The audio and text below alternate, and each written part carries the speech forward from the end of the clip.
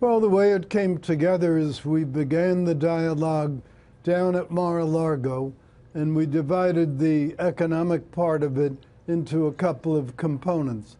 The first one was we said we really needed deliverables during the first 100 days so that this became not just a debating society, but rather something that would have tangible achievements.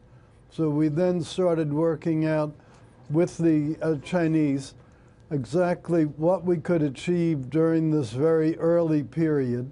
And we came up with some very big things, as you know, the beef cattle and the LNG and some great progress in financial services.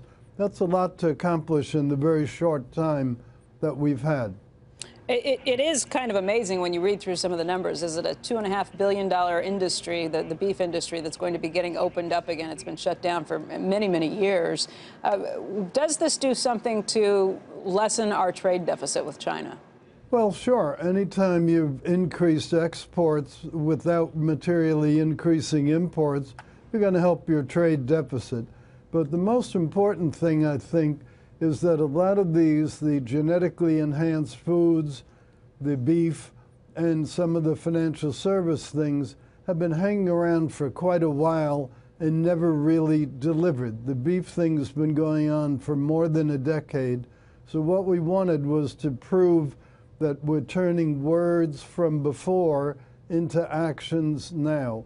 And that's why, as you notice, we set a specific date in July by which these events would actually occur. In terms of trade deals, they normally talk in terms of years of phase-in, not a couple of weeks.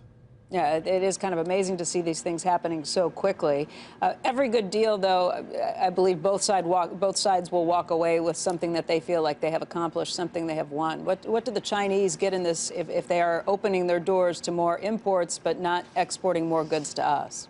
Well, we opened the doors for them in the sense of cooked poultry parts. Those will be able to come in now. Frankly, the American agriculture industry doesn't think that's going to be a very earth-shattering development, but that's one thing they got. The second thing is that we've agreed to treat their financial institutions, their banks, the same way as we evaluate other foreign banks when they want to come and open up activities in the U.S. So clearly China, whose banks are among the largest in the whole world, wants access to the U.S. banking market.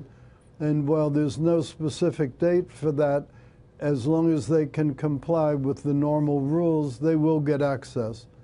And then the third thing is we agreed each to go to the other's foreign direct investment activity conference.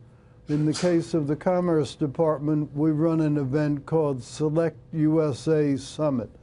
That'll be June 18th to 20th here in Washington. We'll probably have 2,500 companies from overseas and economic development people from the various states. Meanwhile, next week, the Chinese are hosting a forum, not an investment conference, but a forum on One Belt, One Road, which is their sort of transportation and infrastructure initiative. So everybody got something, but from our point of view, it's the first time we've really gotten tangible things in the food area. And those are very, very big deals. I think you'll find that the American cattle industry and the American biotech chemical industries are going to be quite happy with these developments. What does this mean now that you have gotten this accomplished? What does this mean you'll be turning your attention to next? Is it NAFTA? Well, no, we're not finished negotiating with China. Remember, this is a multiple-year project. Now that we have these out of the way, we're going to chart for a one-year program. Maybe some way stations along the way to that. And then if we make continued progress in the 1 year, then we'll go for a longer period and maybe even eventually some sort of more comprehensive treaty. Hey there, thanks for checking out CNBC on YouTube. Be sure to subscribe to stay up to date on all of the day's biggest stories. You can also click on any of the videos around me to watch the latest from CNBC. Thanks for watching.